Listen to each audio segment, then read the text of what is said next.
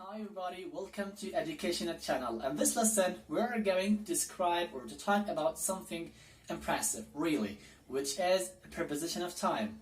So, before we start speaking about that, I'd love you guys please to go below and subscribe, please.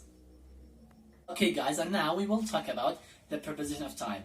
Preposition of time are three types, which are at and on.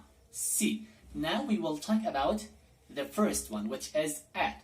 See, always we use at with a precise of time. For example, at clock, for example, 9 o'clock, 3 o'clock, 5 o'clock, whatever.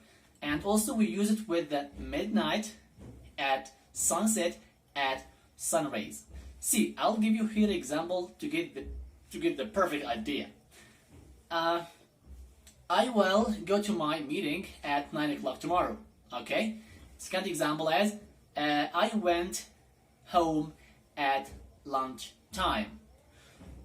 Ahmed will go home at 9 o'clock. And thank you. This is all for preposition at. Now let's move to have a look at the second preposition of time, which is n. See, always we use n with the months, years, and centuries and long period of time.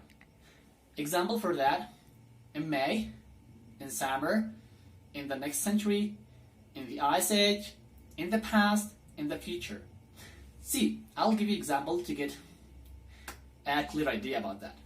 The example is there will be a lot of progress in the next century. Okay? Or do you think that we will go to China in the future? This is all about n. And now guys, let's move to have a look at the third part, which is on. See, we always use on with the days and dates. Okay? See this example here. On Monday, on Saturday, on Tuesday, on Friday, for example. And also we use it with on Christmas Day, on Independence Day, and also in the days like on 25 September, 6 March, and so on. Look at the example here. Do you work on Mondays or Monday? It's okay. The second example is her birthday is on 22 December. And this is all about preposition of time. Love you to pay attention to this thing. See, when we use last, next, and every, and this, we don't use the preposition of time at all. For example, I went to California next year, or I go home every Thursday.